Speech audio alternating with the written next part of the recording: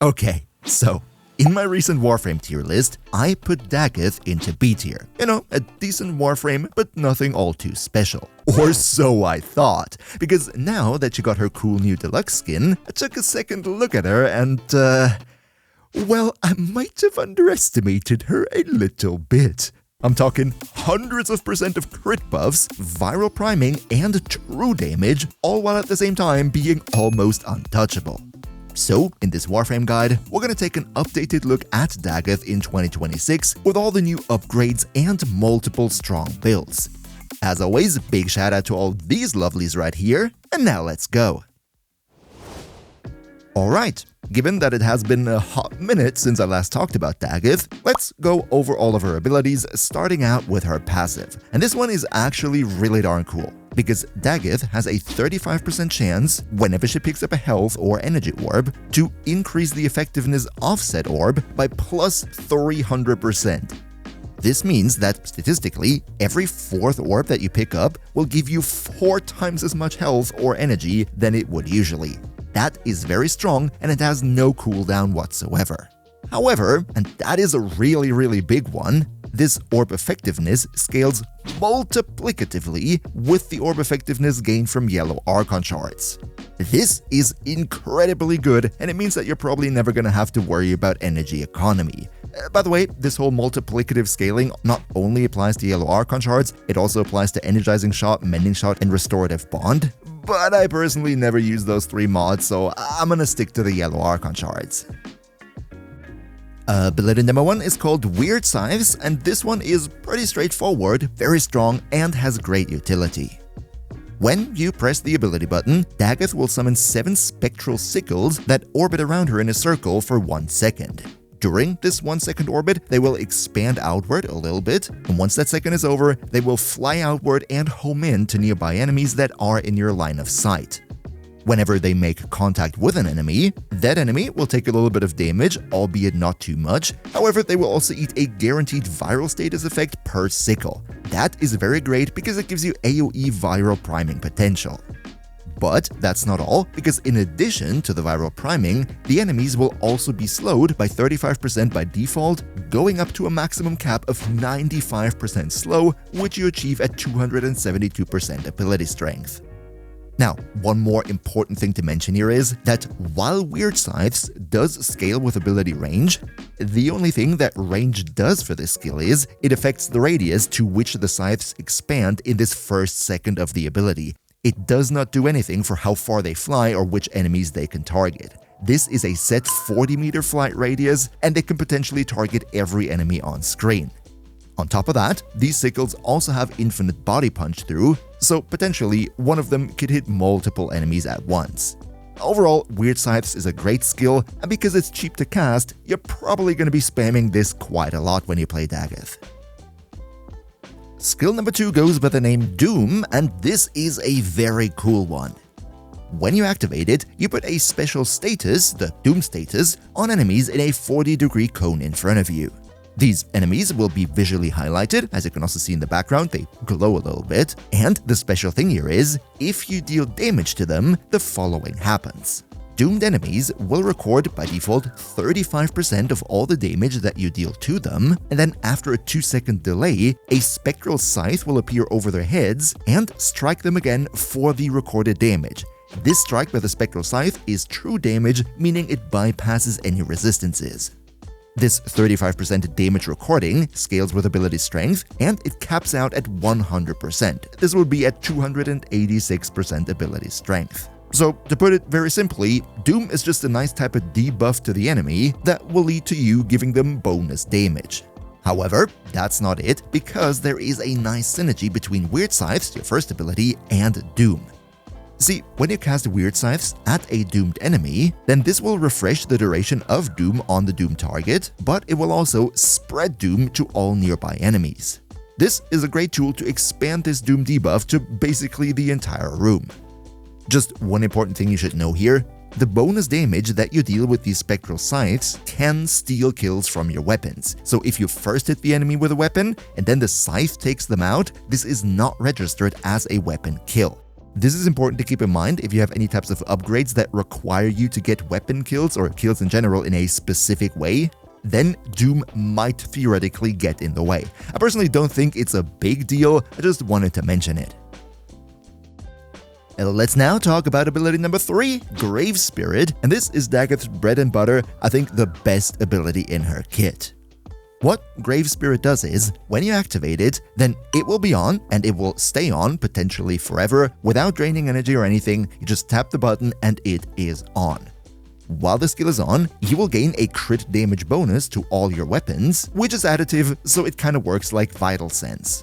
However, the main kicker about this ability is that if you take a lethal hit or you run into a nullifier bubble, then, instead of dying, you will enter a sort of spirit form, which lasts for a couple of seconds, and while you're in this form, you are completely and utterly invincible against absolutely everything. On top of that, you have a 100% chance that killed enemies during this time will drop a health orb. This is amazing for your energy economy because it means with Equilibrium, you're basically gonna get infinite energy orbs. Now, unfortunately, there is one catch to this, and that is, once the timer for your spirit form has run out, the skill will go on a mandatory 25-second cooldown. This cannot be influenced in any way by ability duration, and it means after this invulnerability period, you will be very vulnerable until the cooldown has run out. Now, one more synergy that I do want to mention here is, if you strike enemies with the Doom debuff while you're in this Grave Spirit form, then both the weapon crit damage bonus that you get and also the bonus damage that those Doom Scythes deal to the enemies, both of that will be doubled. However, and this is the very big thing about Dagath, there is an augment for this ability. And as much as I hate to use this word, it is actually so good that I would say it is a mandatory augment for when you want to play Dagath. This augment goes by the name Spectral Spirit, and the main selling point of it is that while your Grave Spirit is on cooldown, the cooldown gets reduced by 1 second for every kill that you get. So on an enemy-dense map, that means your 25 seconds where you're very much exposed and vulnerable, you can kind of sort of cut that down to like 5 or so if you get a lot of kills. But, as if that's not cool enough, in addition to that, the augment makes it that weapons and abilities are now also guaranteed to apply Doom themselves. So you don't have to do that with the Doom ability or with Weird Scythes anymore, you can just do it with your weapons. And finally, you also don't have to take lethal damage anymore to enter this spirit form in the first place. No, with the augment, when you tap the ability button, you will instantly get into this spirit form. So yeah, kind of sort of long story short, you gotta use this augment because it's just so much more quality of life and it gives you buffs on top of that. And last but definitely not least, we have her Big Bada Boom ultimate, which goes by the name Horses. What this ability does is very straightforward. It is your traditional Big Bada Boom ultimate. When you cast it, you will summon 5 spectral horses which run forward, trample over enemies, and deal a lot of damage. On top of that, they will also stagger enemies and deal a lot of damage, and if you cast it against doomed enemies, you know, the ones that have the Doom debuff, then it will also permanently reduce their shields and armor by 35% by default, capping out at a maximum of 100% if you have 286% ability strength. Oh yeah, and it deals a lot of damage. So, to put it simply, this is just your nuking ability. It's totally viable to build for this if this is your preferred playstyle. I don't know if I said it, but it does a lot of damage. However, on the other side, I personally find it kind of uninteresting at the same time. So if you want to refine her into a specific direction, then this right here is definitely the ability that you want to replace with something else from the Helminth. And as always, if you could leave a quick like for the video, that would be really nice because it always helps me big time with the YouTube algorithm. So cheers so much for your support. But now that we know how Dagath works, let's finally come to the meat and potatoes of today's video, and that would be the build section. In this video, I have multiple build options for you, the first one being a more generalist approach with some tips and tricks on what you could swap out in certain situations. And then after that, I have 2 more specific builds that are focused on certain Helminth abilities and dedicated playstyles. First of all though, speaking about Helminth abilities, let's get into what you could subsume onto Dagath. As I said in the skill section, my personal preferred subsume slot would be the 4th ability, because in my opinion, it just does the least for your kit. Now, of course, you can always go for the standard stuff. Roar, Nourish, we all know it, we all love it, we all find it boring.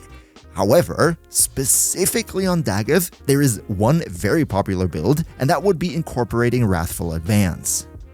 As we all know, Wrathful Advance from Kullervo gives you a massive flat crit chance bonus to melee weapons, scaling with ability strength, so you are going to see some filthy red numbers with a lot of exclamation marks.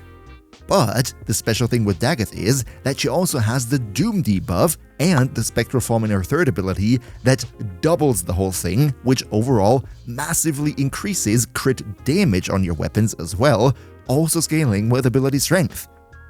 So it's basically the marriage of the two perfect skills. You have the crit damage from Dagath's kit, and then give her a lot of crit chance by infusing Wrathful Advance. Another thing that I think is pretty underrated on her would be Evade from Side 09. This is a bit more niche, however I think it is the perfect convenience option, especially if you do not have the augment with which you can reduce the cooldown on your 3. The 3, of course, makes you constantly invincible as long as it is up, but then it enters its 25-second cooldown, and Evade is a really good option because you can just turn yourself invisible while the whole cooldown is happening, and then once the cooldown is over, you can turn yourself invincible again while your invisibility is on cooldown. And then lastly, another very fun build idea, and I'm gonna go into a special build on that later. This is actually an idea that I saw on Ninjace's entry on Warframe for Dagath, and I will be making a build incorporating Reeve. See, Revenant's Reeve I think is a very underrated skill.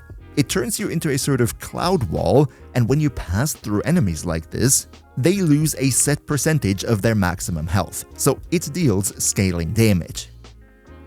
The problem with this skill is always that you need crazy amounts of ability strength to actually one-hit enemies, but the good thing with Dagath is that A, she inflicts a whole lot of viral herself, B, she also has this Doom debuff with the Spectral Scythes that record damage and then inflict it again after 2 seconds. If we combine all of this, the viral priming and the additional second damage tick, then this makes it possible for Revenant's Reeve to pass through enemies and take them out with one pass on much lower ability strength. And what's more, while you are in this Reeve cloud form, you're also completely and utterly invincible. It's literally the perfect tool to bridge the vulnerability gap that you're in when your 3 is on cooldown. But yeah, with the Helminth abilities done, let's next talk about the Archon Shards. And on Dagath, there's not necessarily anything specific that you need, you have a whole lot of variety. What I did right here is, I gave 1 yellow shard for more casting speed because Dagath is quite the ability spammy Warframe, and I think that's just really convenient to have. Then another thing that I did is, I added 2 blue shards into more maximum energy. The reason for that is that because we have basically a mandatory augment for Dagath, that kind of sort of means that we're working with only 7 mod slots on her. And by adding more maximum energy with Archon Shards, that means we don't necessarily have to mod for Flow, opening up another mod slot that we can make good use of. Beyond that though, you could really do whatever you like. You could go for more red shards if you want to max out on your ability duration even more to keep your invincibility up even longer. You could also, if you feel like you have struggle with energy, you could go for the one that gives you efficiency on energy orbs, the yellow shard. Remember what I said in the skills section? This effect stacks multiplicatively with your passive that already massively increases the energy gain. So for a struggling energy economy, this right here is a godsend. Of course, you could also add Purple Archon Shard with the Equilibrium effect, or literally anything else. If you want to go for melee, you can also get the Purple Shard for more melee critical damage, if whatever Dagath has in terms of buff isn't already strong enough for you. But alright, now that you know which Helminth options you have, let's take a look at the Dagath build itself. And let me just say, I really like this jade look on the skin here. The deluxe skin, I think, looks really darn awesome. Happy Lunar New Year, I guess. But yeah, This one right here would be the first build of today's video. I called it the horse build because this one is the quote-unquote generalist build, so to speak, where we actually leave her 4th ability and use it to deal a whole lot of damage. It's a fine overall tool, but there's a lot of screws that you can adjust. First of all, what we focus on here with the build very obviously is ability strength and ability duration. The duration makes perfect sense for your 3rd ability. The more duration you have, the longer you are invulnerable. And then the ability strength here does a whole lot of things. It increases the damage on our 4, but mainly it also increases the critical damage and the doom critical damage, the buff that we get when we're in our 3rd form here. On top of that, of course, more ability strength also means more slow on Wyrd Scythe and more damage dealt by the Spectral Scythe that attacks the enemy after 2 seconds when they are affected by Doom. What we don't really need here are efficiency, because we have so much energy income with our passive, with equilibrium and everything. And also range, I don't think is all that important, because remember what we said in the skills section, the seeking range when they fly out and hit enemies, that's not even affected by range. The only thing here that's affected by range is how far the rotation expands outward before the scythes start flying away. When it comes to the mods, growing power in the aura for more ability strength, but you can literally use whatever you like, and preparation in the Exilus so we start with full energy. This one right here, especially in higher level content, I would maybe suggest swapping that out with primed sure-footed to keep yourself on your 2 feet, because you will do a whole lot of shield gating. And speaking of shield gating, that is one great way to survive, and in case that is what you want to do, then I would recommend swapping out growing power with brief respite, because brief respite is, your shield gating mod of choice. Then, as I previously said, we go for a whole lot of ability duration, prime continuity, narrow-minded, and arcane concentration, one of the new upgrades from the December update, giving us another 60%. This way, we can get this to crazy high lengths. And then our ability strength comes from Blind Rage, Umbral Intensify, as well as Arcane Ice Storm, which on top gives us a bit of duration as well. Fun thing, by the way, about Arcane Ice Storm, this becomes much more viable in 2026 because we got another new arcane in December, a melee arcane, and that is called Melee Kareen, which makes it that when you roll near an enemy, those enemies will instantly freeze. These cold procs will then trigger Arcane Ice Storm, which makes it much easier and more convenient to keep it at maximum stacks to get ability strength and duration at the same time. I think Dagath really benefits from this combination. Now, finally, one more thing I want to say here is, remember how I previously said we use blue Archon Shards so we don't have to use Flow? That kind of holds up for all the rest of the builds in this video, but specifically for this one, because it incorporates our 4th ability and this is very expensive to cast, I think specifically for this one, it's kind of difficult to get around it, even if the energy income is good. As for how you could potentially adjust this build, if you want to go much more into shield gating, it is maybe an idea to think about incorporating stuff like catalyzing shields, which will make it much easier for Dagath to stay alive. With her low shields of just 250, this one will put your shields down so low that just one ability cast will instantly fill them up again. Also, Rolling Guard is always an option, and you could maybe swap out something like Augur Message right here because it doesn't give you all too much duration, so you could live without it. Also, Arcane Ice Storm is kind of a flex slot here. If you don't want to do the whole rolling around and freezing enemies thing, just swap this one out. Maybe for more ability strength with Mold Augmented, maybe something like Mold Efficiency just for even more duration, or something completely different. The world is your oyster.